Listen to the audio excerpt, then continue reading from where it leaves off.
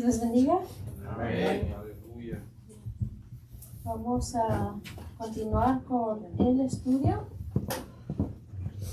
Gracias, amigo.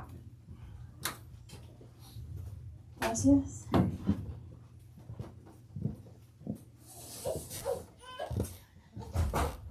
Gloria a Dios, aleluya. Vamos a orar para comenzar.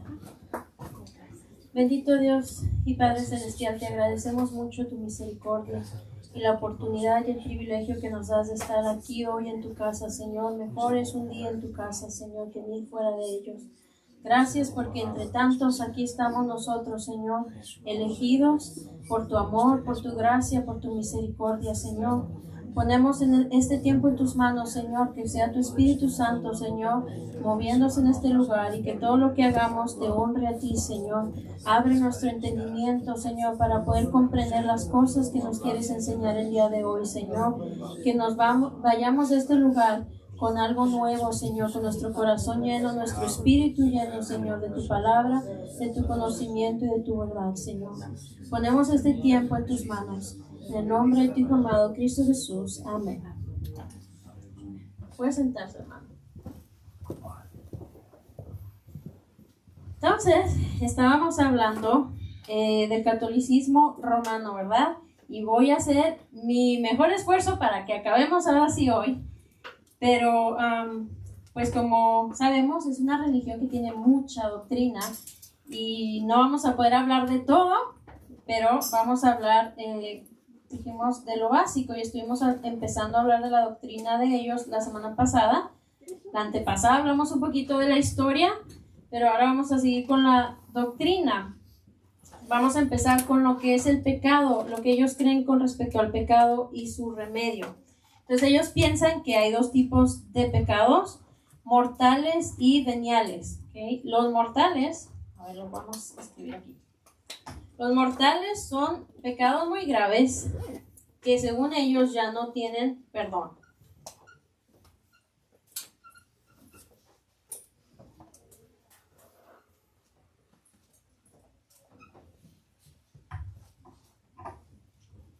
Entonces, como no tienen perdón, al morir, si cometieron algún pecado mortal, pues se van al infierno.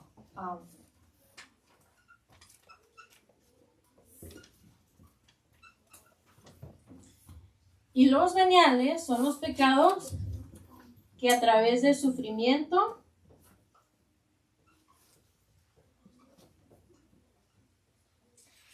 y buenas obras y siguiendo los sacramentos pueden ser perdonados.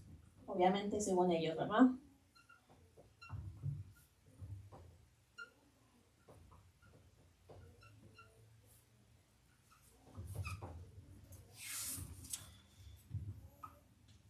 Vamos a 1 de Juan 1:7.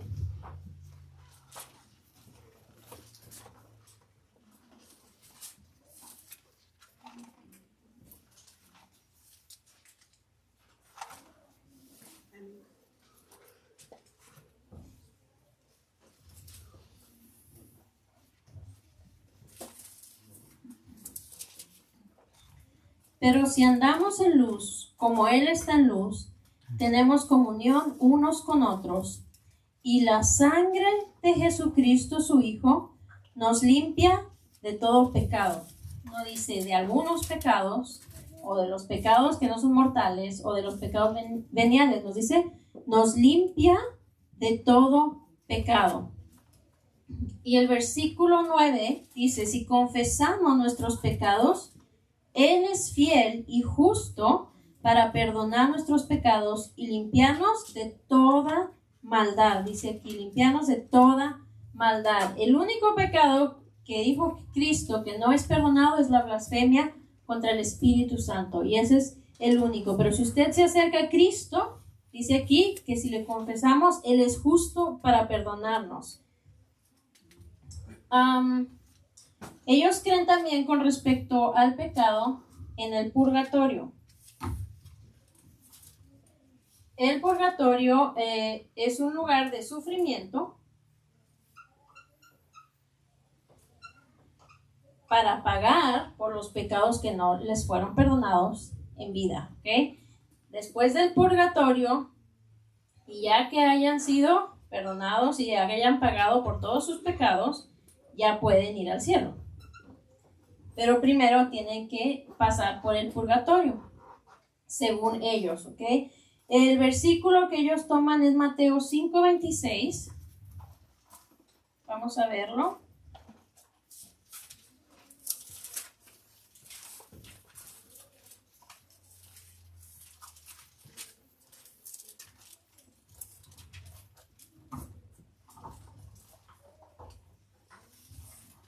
Dice, de cierto te digo que no saldrás de allí hasta que pagues el último cuadrante. Entonces, según ellos dicen que eso se refiere al purgatorio.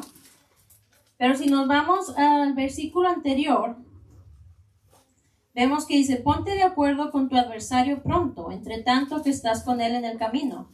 No sea que el adversario te entregue al juez y el juez al alguacil y seas echado en la cárcel. No nos da ningún indicio de que esto se esté refiriendo a la vida después de la muerte, ni del purgatorio, ni nada. Está hablando de algo terrenal. Y si nos vamos todavía en el versículo anterior, está hablando de cuando das tu ofrenda, que te pongas a cuentas, ¿verdad? Si alguien tiene algo contigo. Entonces, no hay nada en el contexto que nos haga pensar que se refiere al purgatorio. Vamos también a leer Romanos 8:1.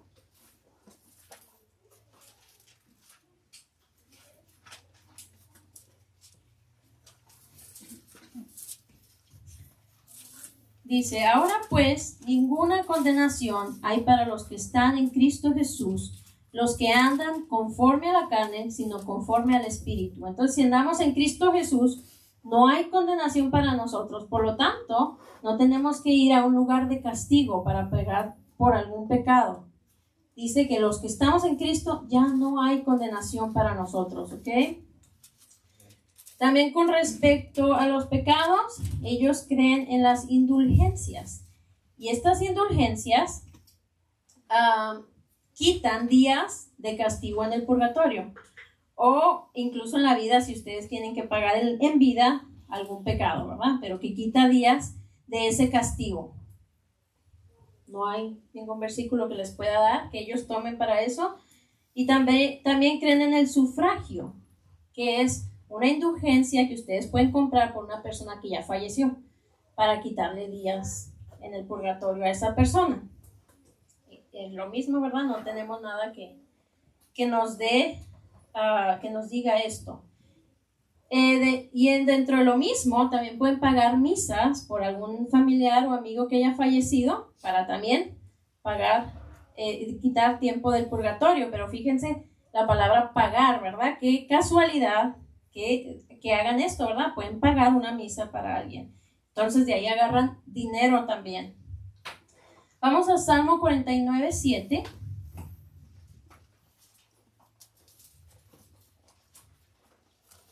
Recuerden que pueden hacer preguntas. Si no me lo sé, pues ya se las traeré la siguiente semana.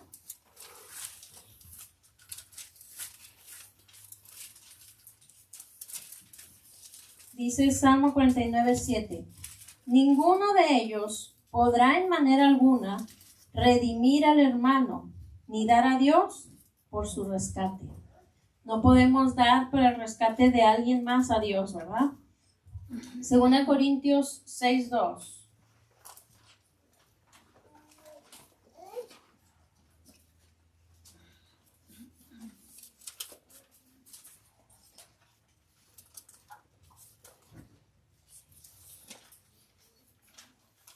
Porque dice, en tiempo aceptable te he oído, y en día de salvación te he socorrido. He aquí ahora el tiempo aceptable, he aquí ahora el día de la salvación, Hoy es el día de salvación, ¿verdad? No hay que para después. Y vamos a ver Hebreos 2:3.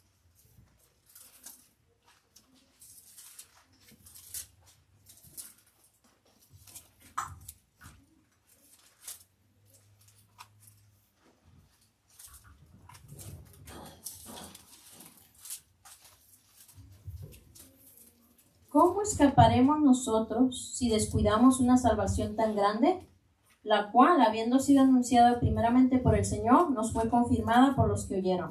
Pero está haciendo una pregunta aquí, el que escribió este libro, iba a decir Pablo, ¿verdad? Pero no sabe, es Hebreos. Dice, ¿cómo escaparemos nosotros? Está diciendo, no hay escapación, no hay escapatoria si descuidamos esta salvación, ¿verdad? No hay con que, bueno, pues vamos al purgatorio y ahí terminamos de pagar, ¿verdad? No hay más, ¿ok? Si descuidamos la salvación que el Señor nos ofreció. Ahora, eso es conforme al pecado. Ahora, dijimos, ya hablamos poquito, que ellos creen lo que es la transubstanciación y que es lo que nosotros pudiéramos equiparar con lo que es la Santa Cena, y que ellos le llaman Eucaristía, si no me equivoco, y que ellos dicen que el pan y el vino se convierten literalmente en el cuerpo y la sangre de Cristo cuando el cura o el sacerdote bendice esto, ¿verdad? Entonces, hablando de esto mismo, ellos tienen misa todos los días y todos los días hacen este rito y dicen que es porque para estar sacrificando a Jesús continuamente. Entonces vamos a ver Hebreos 9:12.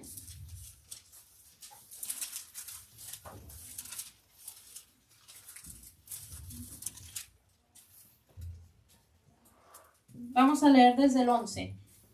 Dice, pero estando ya presente Cristo, sumo sacerdote de los bienes venideros, y por el más amplio y más perfecto tabernáculo, no hecho de manos, es decir, no de esta creación, y no por sangre de machos cabríos ni de becerros, sino por su propia sangre, entró una vez para siempre en el lugar santísimo, habiendo obtenido eterna redención. Con una sola vez de su sacrificio se obtuvo eterna para siempre redención, ¿ok? Versículo 24. Porque no entró Cristo en el santuario hecho de mano, figura del verdadero, sino en el cielo mismo, para presentarse ahora por nosotros ante Dios, y no para ofrecerse muchas veces, como entra el sumo sacerdote en el lugar santísimo cada año con sangre ajena. Dice, no para muchas veces. Y luego sigue diciendo el 26, de otra manera le hubiera sido necesario padecer muchas veces desde el principio del mundo. Pero ahora, en la consumación de los siglos, se presentó una vez para siempre por el sacrificio de sí mismo para quitar de en medio el pecado. Y de la manera que está establecido para los hombres que mueran una sola vez y después de esto el juicio, así también Cristo fue ofrecido una sola vez para llevar los pecados de muchos, y aparecerá por segunda vez sin relación con el pecado para salvar a los que le esperan. Entonces, ¿cuántas veces? Una sola vez, ¿verdad? Vimos que aquí varias veces se repitió eso. Y aquí en Hebreos 10:10, vamos a leer hasta el 14. En esa voluntad somos santificados mediante la ofrenda del cuerpo de Jesucristo, hecha una vez para siempre. Y ciertamente todo sacerdote está día tras día ministrando y ofreciendo muchas veces los mismos sacrificios que nunca pueden quitar los pecados. Pero Cristo, habiendo ofrecido una vez para siempre un solo sacrificio por los pecados, se ha sentado a la diestra de Dios. De ahí en adelante, esperando a que sus enemigos sean puestos por estrado de sus pies, porque con una sola ofrenda hizo perfectos para siempre a los santificados. Una sola ofrenda fue necesaria, que fue su muerte en la cruz, ¿verdad? Esta doctrina apenas fue aceptada en 1215, entonces no creían así antes de este tiempo. Y ellos toman Lucas 22:19 para decir que es literal, que se convierte en el cuerpo de Cristo. Vamos a leerlo, Lucas 22:19.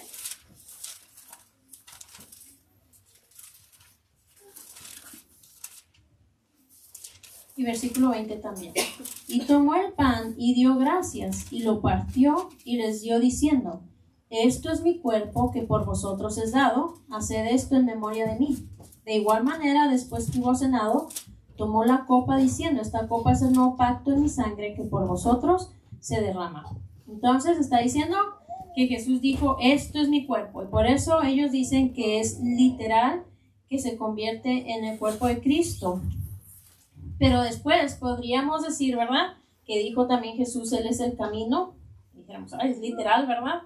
Que es la puerta, ¿verdad? Entonces no todo es literal, ¿verdad? A veces también Jesús enseñaba en parábolas, ¿ok? Y aquí estaba en la fiesta de la Pascua que celebraban los judíos y estaba instituyendo la Santa Cena para que lo recordáramos, era nada más esto, ¿ok? Ahora, con respecto a la confesión de pecados, hablamos un poquito de eso también la semana pasada. Entonces, ellos creen que se tiene que confesar los pecados de palabra, de pensamiento y de acción. Entonces, si no confiesas todos tus pecados, nomás se te van a perdonar el que confieses, ¿verdad? Entonces, ellos van ante un sacerdote, ¿verdad? Para confesar sus pecados y que el sacerdote los perdone.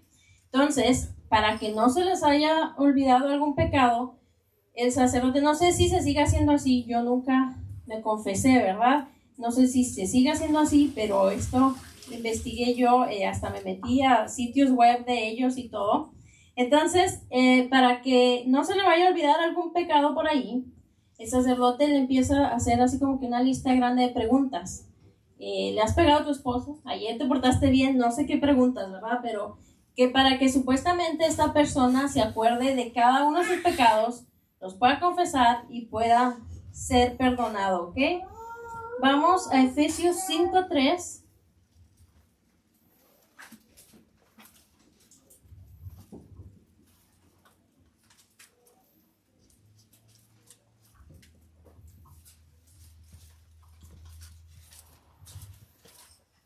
Dice, pero fornicación y toda inmundicia o avaricia, ni aun se nombre entre vosotros como conviene a santos.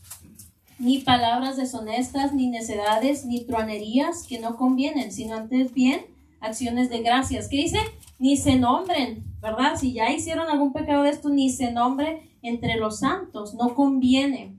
Versículo 12. Porque vergonzoso es aún hablar de lo que ellos hacen en secreto.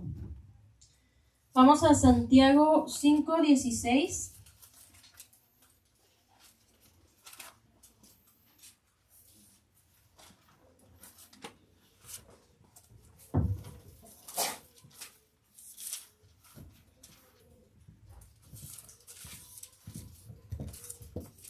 Confesaos vuestras ofensas unos a otros y orad unos por otros para que seáis sanados.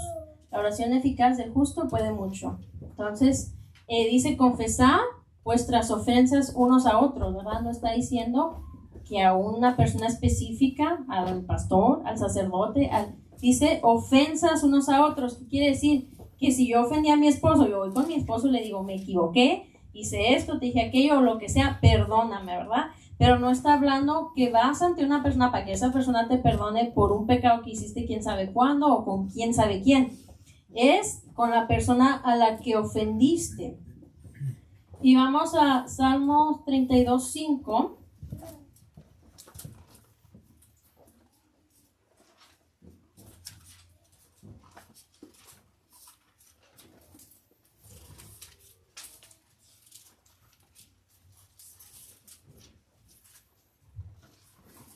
Dice, mi pecado te declaré y no encubrí mi iniquidad.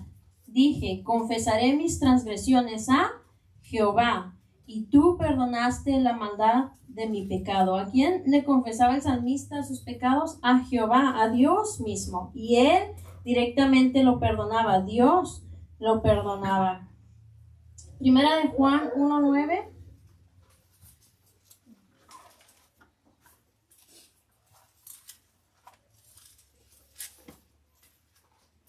Este ya lo leímos ahorita. Si confesamos nuestros pecados, Él es fiel y justo para perdonar nuestros pecados y limpiarnos de toda maldad.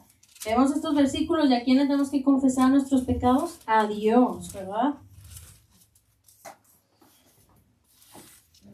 Ahora, yendo con lo mismo de perdón de pecados, lo que ellos creen con respecto a la absolución, que es el perdón de pecados, es que ellos tienen autoridad para perdonar o no perdonar pecados, de acuerdo a Juan 20:23, es lo que ellos utilizan para decir esto. Vamos a leerlo.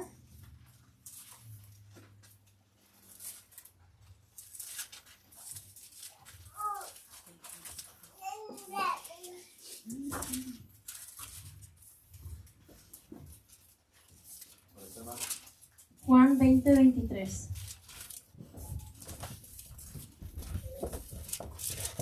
Dice, a quienes remitiereis los pecados, les son remitidos, y a quienes se los retuviereis, les son retenidos. ¿Ok? Remitiereis, yo busqué la palabra remitir y es perdonar, ¿verdad? Entonces está diciendo, a quien perdonaran los pecados, les serán perdonados, y a quienes no se los perdonares, no les serán perdonados. Está diciendo esto Jesús. Entonces ellos toman que por eso ellos tienen autoridad de perdonar pecados. Pero vamos a ver el contexto, ¿verdad?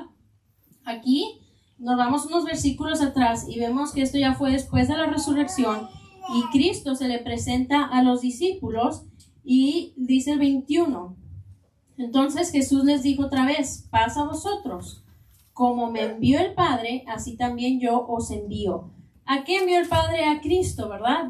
Lo envió a predicar, dar las buenas nuevas de salvación, a morir por el pecador, para ofrecer esa salvación. Y dice, así como el Padre me envió, así los estoy enviando a ustedes. Eso les está diciendo y continúa diciendo el 23, a quienes remitieres los pecados, ¿ok? Está hablando de que los va a enviar. ¿A qué? A lo que envió a Jesús, a llevar el evangelio. Si usted no lleva el evangelio, o alguna persona no lo va a escuchar y entonces no va a recibir ese perdón de pecados porque no va a saber que tiene que acercarse a Cristo, tiene que arrepentirse, tiene que entregar su vida. No lo sabe. Si usted no lleva ese evangelio, si no le dice a la gente, no va a haber ese perdón de pecados, ¿verdad? Entonces no es que usted tenga la autoridad de perdonar pecados, sino que usted está teniendo la autoridad de cerrar su boca y no llevar el evangelio para que otras personas tengan salvación y perdón de pecados. Vamos a Hechos 2:37.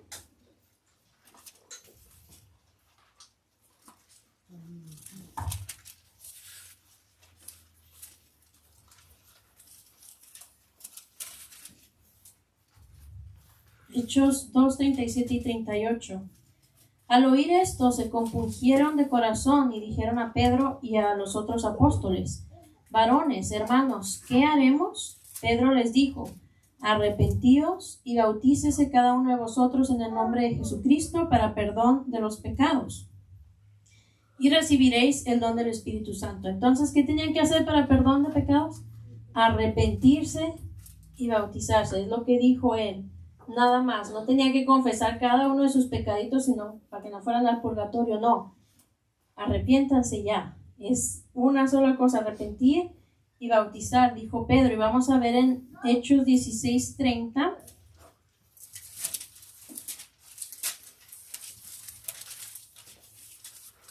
Y 31 también. Y sacándoles les dijo, señores, ¿qué debo hacer para ser salvo? Ellos dijeron, cree en el Señor Jesucristo y serás salvo tú y tu casa. ¿Qué tenemos que hacer? Creer en el Señor Jesucristo. Me hace que sí va a acabar. Ok, ya por último, ellos creen en siete sacramentos y algunos de ellos, según esto, son esenciales para la salvación, pero ya vimos que para la salvación necesitamos otra cosa más que creer en Cristo, ¿verdad? Arrepentirnos, como vimos en estos versículos anteriores. Ellos creen en el bautismo, sería uno de los 7 sacramentos, perdón.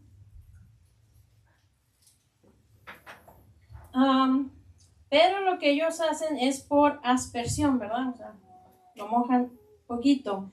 Y generalmente lo que hacen es bautizar a niños o a bebés, ¿verdad? Ellos dicen que el bautismo es una gracia regeneradora que limpia el pecado original, o sea, desde Adán, ¿verdad?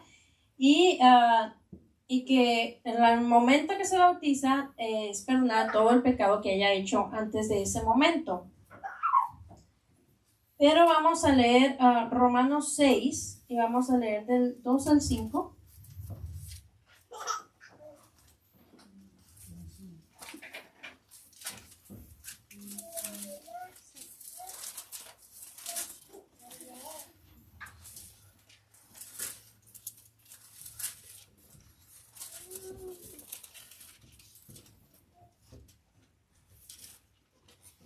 En ninguna manera, porque los que hemos muerto al pecado, ¿cómo viviremos aún en él? ¿O no sabéis que todos los que hemos sido bautizados en Cristo Jesús, hemos sido bautizados en su muerte? Porque somos sepultados juntamente con él para muerte por el bautismo, a fin de que como Cristo resucitó de los muertos, por la gloria del Padre, así también nosotros andemos en vida nueva. Porque si fuimos plantados juntamente con él en la semejanza de su muerte, así también lo seremos en la de su resurrección. Entonces nosotros nos bautizamos como un símbolo de que hemos decidido dejar la vida vieja, ¿verdad? Y que vamos a empezar a vivir en Cristo. Entonces eso es lo que representa. Nos sumergimos todos como si estuviéramos dejando al viejo hombre ahí y salimos como nuevo hombre, ¿verdad? Y también, pues, cómo fue bautizado Cristo, ¿verdad? Cómo bautizaba Juan el Bautista, ¿verdad? Vamos a Marcos 16:16.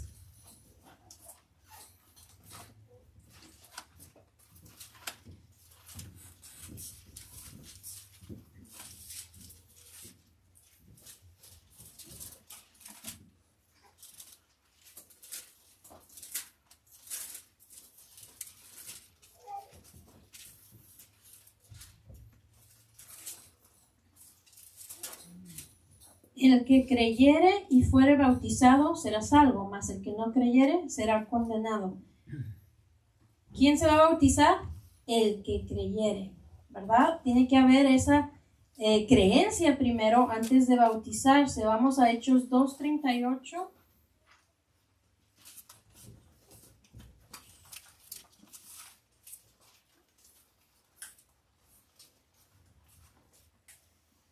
Pedro les dijo, arrepentíos y bautícese cada uno de vosotros. ¿Qué tiene que hacer antes de bautizarse? Arrepentirse. Hechos 8:36.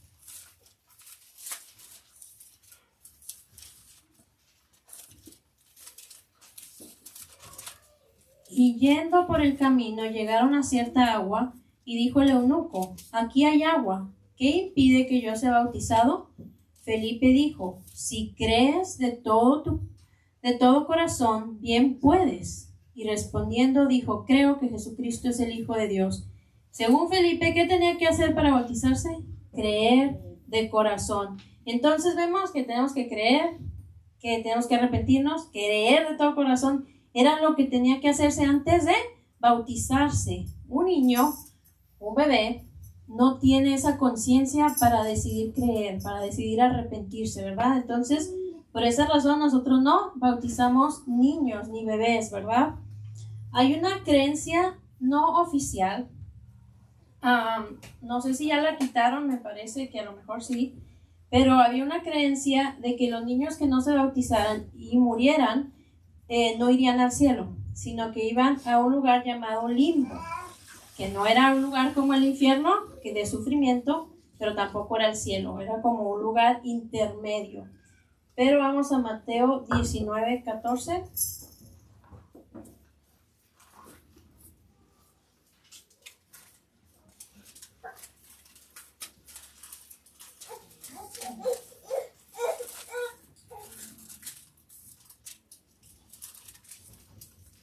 Pero Jesús dijo, dejad a los niños venir a mí y no se lo impidáis, porque de los tales es el reino de los cielos. De los niños, ¿verdad? Es el reino de los cielos. Otra de los sacramentos que ellos tienen es la confirmación. A lo mejor alguno de ustedes, si alguna vez fue a la iglesia católica, sabe un poquito más de esto que yo, pero hasta donde entiendo es algo, me parece que es el bautismo, y luego está la primera comunión que hacen los niños, y luego está la confirmación, y según ellos es algo que complementa el bautismo, y que sella a la persona como un creyente e hijo de Dios.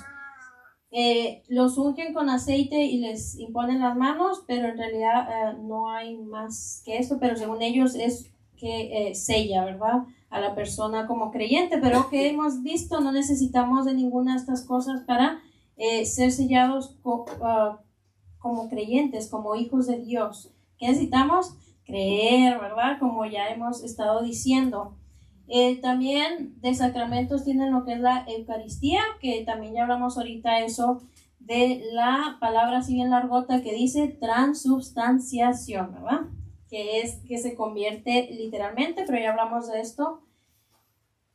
Otra de los sacramentos es la confesión, también estuvimos hablando de la confesión y que tienen que ir ante el sacerdote y él, para perdonar los pecados, pues ya les pone alguna penitencia. Normalmente es que recen en cierta cantidad de Padre Nuestros o de Ave Marías o lo que se le ocurra, ¿verdad? Vamos a Efesios 2, 8, 9.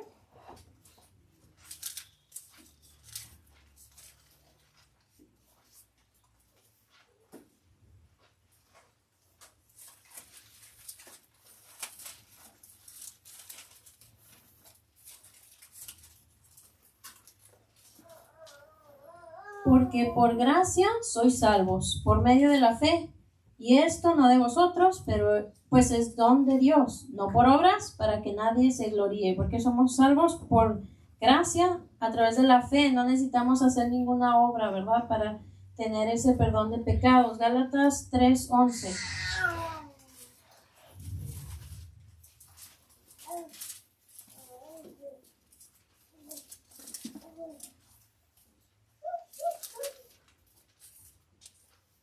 Y que por la ley ninguno se justifica para con Dios, es evidente, porque el justo por la fe vivirá. Otro de los sacramentos es lo que se llama unción de los enfermos, y yo lo había escuchado también como extrema unción, pero me metí a una de las páginas de ellos y dicen que no se debe de llamar extrema unción, no sé si lo cambiaron en algún punto en la historia. Normalmente a veces lo hacían para una persona que estaba a punto de morir, pero ellos dicen que ahora se llama unción de los enfermos, y lo que hacen es que los ungen con aceite en ciertos lugares del cuerpo, en dado caso que haya pecado. Si pecó con los ojos, le ponen aceite en los ojos, por si tocó algo que no debía, no sé, le ponen aceite en las manos, en los pies. En ciertos lugares les ponen aceite, supuestamente que por si pecaron con esa parte de su cuerpo, puedan recibir perdón de pecados. Pero ya leímos muchos versículos que no necesitamos nada de esto, ¿verdad?, para recibir el perdón de pecados. Otro de los sacramentos que ellos tienen es el matrimonio. Y pues no traje información de eso, ¿verdad? Se tienen que casar. y pues también yo creo eso, ¿verdad? Si es algo bueno, ¿verdad?, que dijo Dios, no es bueno que el hombre esté solo, ¿verdad? Entonces no vamos a hablar de eso, pero nosotros no lo consideramos algo así como un sacramento, ¿verdad? Y el último que ellos tienen es el orden sacerdotal. Lo que ellos creen, pues no se me hace tan mal. Son dos tipos de sacerdotes, que son los sacerdotes ordenados, y que los creyentes también pueden ser considerados sacerdotes, ¿verdad? Pero no hay nada,